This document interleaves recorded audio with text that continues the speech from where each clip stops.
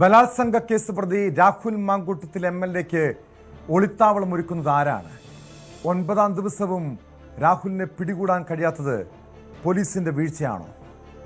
പോലീസിന്റെ കണ്ണുവെട്ടിച്ച് നടക്കുന്ന ഒളിവിൽ തുടരുന്ന രാഹുൽ മാങ്കൂട്ടത്തിൽ മുൻകൂർ ജാമ്യാപേക്ഷയുമായി ഹൈക്കോടതിയെ സമീപിച്ചിട്ടുണ്ട്. തിരുവനന്തപുരം പ്രിൻസിപ്പൽ സെഷൻസ് കോടതി മുൻകൂർ ജാമ്യം തള്ളിയതോടെയാണ് രാഹുലിന്റെ നീക്കം.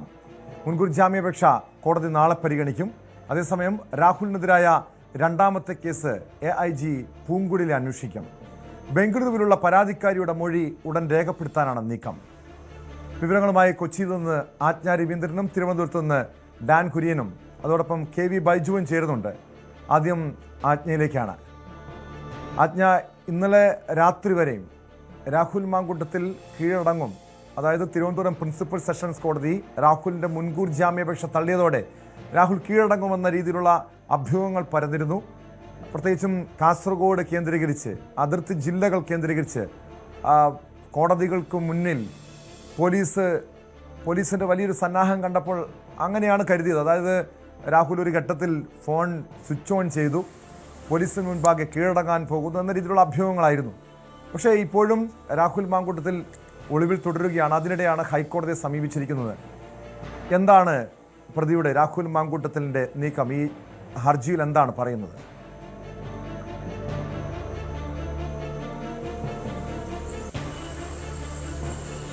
ടോം, പ്രധാനമായും കഴിഞ്ഞ ദിവസം പ്രിൻസിപ്പൽ സെഷൻസ് കോടതി മുൻകൂർ ജാമ്യം തള്ളിയ സാഹചര്യത്തിലാണ് രാഹുൽ മാങ്കൂട്ടത്തിൽ ഇത് ഹൈക്കോടതി സമീപിച്ചിരിക്കുന്ന ഒരു സാഹചര്യം ഉണ്ടായിരുന്നത്.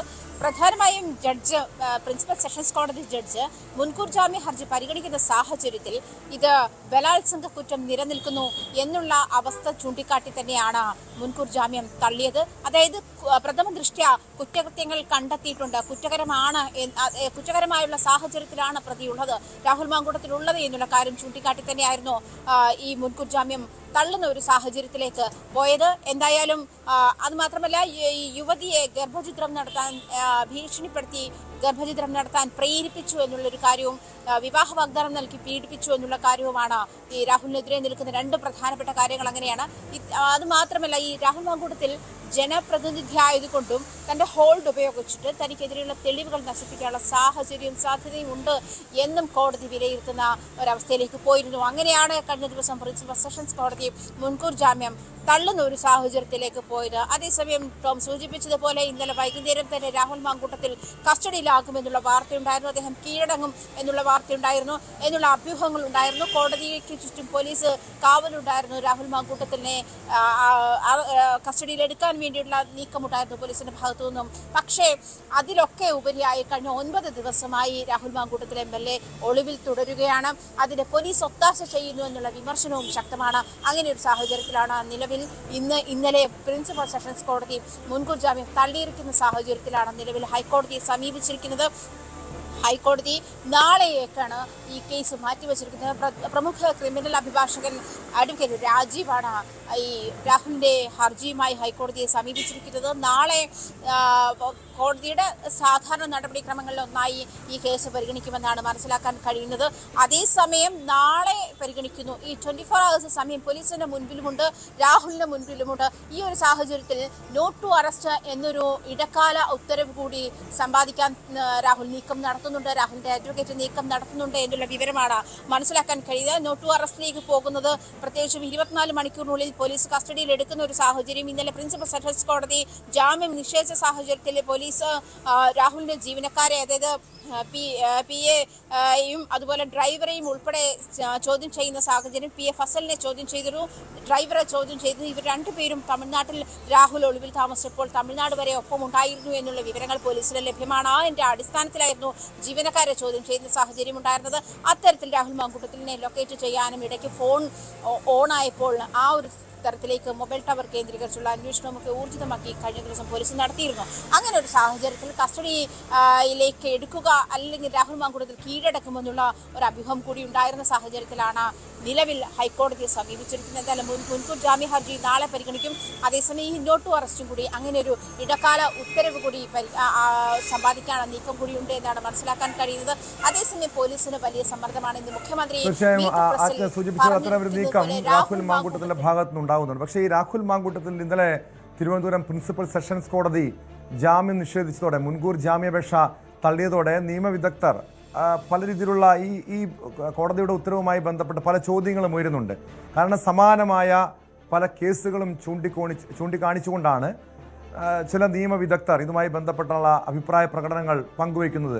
അതായത് പരസ്പര സമ്മതത്തോടെയുള്ള ലൈംഗിക ബന്ധം, അത്തരം കേസുകളിൽ പലപ്പോഴും പ്രതിക്ക് മുൻകൂർ ജാമ്യം കിട്ടാറുണ്ട്. മാത്രമല്ല ഇവിടെ ബലാത്സംഗത്തിന് തെളിവില്ല, ബലാത്സംഗം ചെയ്തതിൻ്റെ തെളിവില്ല. പകരം പ്രഥമ ദൃഷ്ട്യാ തെളിവുണ്ടെന്ന് പറയുന്നത് നിർബന്ധിച്ച് ഗർഭചിത്രം നടത്തി അതിൻ്റെ ഓഡിയോ സംഭാഷണമാണ്. പക്ഷെ അത്തരം ശാസ്ത്രീയ പരിശോധനകൾ നടത്തണം. അത് രാഹുലിൻ്റെതാണോ? കാരണം നമുക്കറിയാം രാഹുൽ മാങ്കൂട്ടത്തിൻ്റെതാണ്, കാരണം വളരെ പ്രകടമാണ്. പക്ഷേ സാധാരണഗതിയിൽ അത് തെളിയിക്കണം, നിയമപരമായി തന്നെ തെളിയിക്കണം. അതിന് മുൻപ് തന്നെ പ്രഥമ ദൃഷ്ട്യാ രാഹുൽ മാങ്കൂട്ടത്തിൽ കുറ്റക്കാരനാണെന്ന് കോടതി പറയുന്നു. പക്ഷേ ഇത് ഹൈക്കോടതിയിലെത്തുമ്പോൾ ഈ പ്രിൻസിപ്പൽ സെഷൻസ് കോടതിയുടെ ഈ ഉത്തരവിനെ ചോദ്യം ചെയ്തുകൊണ്ടാണ് രാഹുൽ മാങ്കൂട്ടത്തിൻ്റെ നീക്കം. പ്രതിഭാഗത്തിന് പ്രതീക്ഷയുണ്ടോ? ഹൈക്കോടതിയിൽ നിന്നും ജാമ്യം കിട്ടുമെന്നൊരു പ്രതീക്ഷയാണോ പ്രതിഭാഗത്തിനുള്ളത്?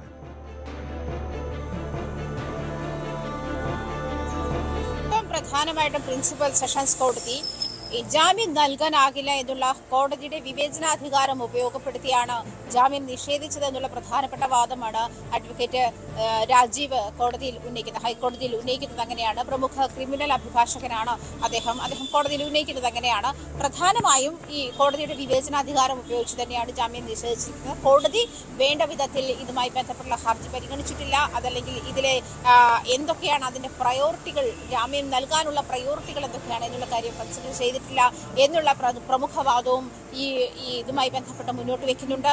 എന്നിരുന്നാലും ടോം സൂചിപ്പിച്ചതുപോലെ ഉഭയസമ്മതപ്രകാരമുള്ള ലൈംഗിക ബന്ധവും അതുപോലെ ഈ ഗർഭഛിദ്രം നടത്തിയതുമായി ബന്ധപ്പെട്ടുള്ള കാര്യങ്ങളും, നിർബന്ധിച്ച് ഗർഭഛിദ്രം നടത്തിയതുമായി ബന്ധപ്പെട്ടുള്ള കാര്യങ്ങളും ഒക്കെ തെളിയിക്കേണ്ടതും പിന്നീട് പ്രതിയെ കസ്റ്റഡിയിലെടുത്ത് അറസ്റ്റ് ചെയ്ത ശേഷമുള്ള ചോദ്യം ചെയ്യലിന്റെ ഭാഗമായിട്ടാണ്. അതേസമയം മുൻകൂർ ജാമ്യം നിഷേധിക്കുന്ന സാഹചര്യത്തിലേക്ക് വരുമ്പോൾ മുഖ്യമന്ത്രിക്ക് മുൻപാകെയുള്ള അതിജീവിതയുടെ പരാതിയുടെ അടിസ്ഥാനത്തിലാണ് നിലവിൽ രാഹുൽ മാങ്കൂട്ടത്തിനെതിരെയുള്ള ഈ നീക്കങ്ങൾ ഉണ്ടായിട്ടുള്ളത്. കഴിഞ്ഞ 9 ദിവസമായി രാഹുൽ മാങ്കൂട്ടത്തിൽ അതേ തുടർന്ന് ഒളിവിലുമാണ്.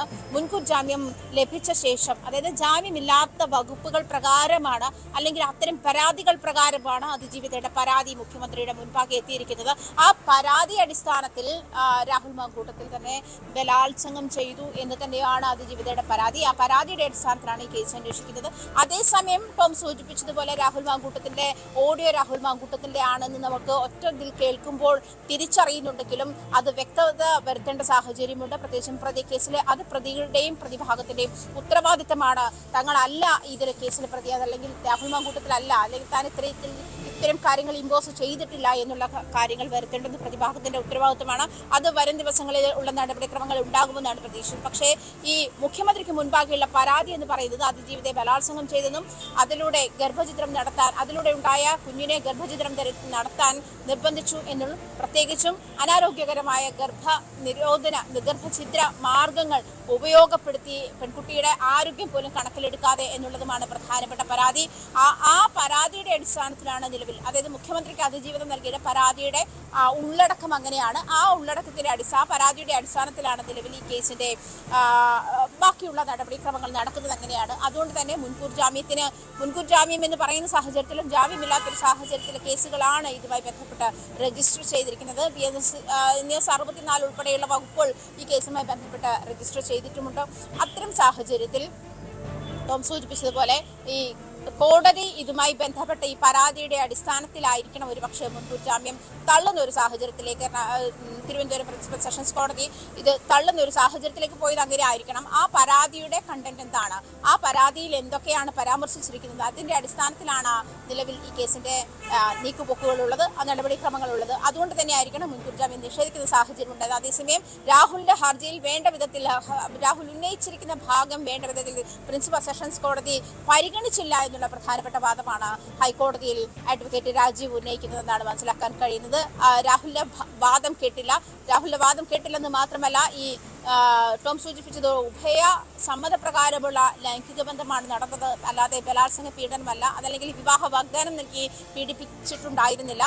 ഈ ഗർഭഛിദ്രം നടന്നത് എന്നുള്ള സാഹചര്യം മാത്രമാണ് ഇതിനകത്ത് കുറ്റകൃത്യമായി നിലനിൽക്കുന്നത്. എന്നിരുന്നാലും ഈ പരാതിയുടെ അടിസ്ഥാനത്തിൽ അത് പ്രഥമ ദൃഷ്ട്യാ കുറ്റം നിലനിൽക്കുന്നു എന്നുള്ള കോടതിയുടെ നിരീക്ഷണത്തിൽ തന്നെയാണ് കഴിഞ്ഞ ദിവസം പ്രിൻസിപ്പൽ സെഷൻസ് കോടതി ജാമ്യം നിഷേധിക്കുന്ന ഒരു സാഹചര്യം ഉണ്ടായത്. പക്ഷേ പ്രത്യേകിച്ച് മുഖ്യമന്ത്രി ഇന്ന് നടത്തിയ മീറ്റ് ദ പ്രസിൽ രാഹുലിനെതിരെ പറഞ്ഞത് രാഹുൽ മാങ്കൂട്ടത്തിലിനെ അറസ്റ്റ് ചെയ്യാൻ പോലീസിനെ ഏർപ്പെടുത്തിയിട്ടുണ്ട് എന്നുള്ള ഒരു സാഹചര്യമുണ്ട്. മാത്രമല്ല പോലീസിന്റെ സംരക്ഷണയിലാണ് രാഹുൽ എന്നുള്ള വിമർശനങ്ങളും പ്രത്യേകിച്ച് കോൺഗ്രസിന്റെയും ഭാഗത്തുനിന്ന് അതുണ്ടാകുന്നുണ്ട്. പോലീസ് രാഹുൽ മാങ്കൂട്ടത്തിന് വിവരങ്ങൾ ചോർത്തി നൽകുന്നു എന്നുള്ള വിമർശനങ്ങളുണ്ട്. അങ്ങനെ ഒരു സാഹചര്യത്തിൽ പോലീസിന് അതാണ് ഏറെ ഗൗരവമുള്ളൊരു വിഷയം. പോലീസ്, കേരള പോലീസിന്റെ ഭാഗത്ത് അത്തരമൊരു വീഴ്ച ഉണ്ടായിട്ടുണ്ടോ? കഴിഞ്ഞ 9 ദിവസമായും രാഹുൽ മാങ്കൂട്ടത്തിലിനെ പിടികൂടാൻ കഴിയാത്തത് പോലീസിന്റെ വീഴ്ചയാണോ? ഡാൻ കുര്യൻ കൂടി ചേരുന്നുണ്ട്. ഡാൻ, പോലീസ് ഈ പരാതിക്ക് പിന്നാലെ തൊട്ടു പിന്നാലെ തന്നെ കേസെടുക്കുന്നു. രാഹുൽ മാങ്കൂട്ടത്തിലിനെ പിടികൂടാൻ വേണ്ടി സംസ്ഥാനത്തെമ്പാടും വലവിരിക്കുന്നു. രാഹുൽ സംസ്ഥാനം വിട്ടെന്ന സൂചന പോലീസിന് ലഭിക്കുന്നു. അതോടുകൂടി കർണാടകയിലടക്കം വ്യാപകമായ പരിശോധന. രാഹുൽ എവിടെയുണ്ടെന്ന സൂചനകൾ ലഭിക്കുന്നു. രാഹുലിനെ ബംഗളൂരുവിൽ എത്തിച്ച, കർണാടകയിൽ എത്തിച്ച ഡ്രൈവറെ കസ്റ്റഡിയിലെടുത്തു, ഹോട്ടൽ ഉടമയെ കസ്റ്റഡിയിലെടുത്തു. പക്ഷേ രാഹുൽ മാങ്കൂട്ടത്തിൽ എവിടെയുണ്ടെന്ന് മാത്രം ഇതുവരെയും കണ്ടെത്താൻ പോലീസ് ഉദ്യോഗസ്ഥർക്ക്, ഈ അന്വേഷണ സംഘത്തിന് കഴിയാത്തത് വലിയ വീഴ്ചയായി കോൺഗ്രസ് നേതൃത്വം തന്നെ പറയുന്നുണ്ട്. അതായത് ഞങ്ങൾ ചെയ്യേണ്ട കാര്യം ചെയ്തു, ഞങ്ങൾ രാഹുൽ മാങ്കൂട്ടത്തിനെ പുറത്താക്കി, ഇനി ചെയ്യേണ്ടത് രാഹുലിനെ പിടിക്കേണ്ട ഉത്തരവാദിത്തം ഞങ്ങൾക്കല്ല പോലീസിനാണ്, അത് പോലീസിന്റെ വീഴ്ചയല്ലേ എന്ന് കോൺഗ്രസ് നേതാക്കൾ തന്നെ ചോദിക്കുന്നുണ്ടല്ലോ.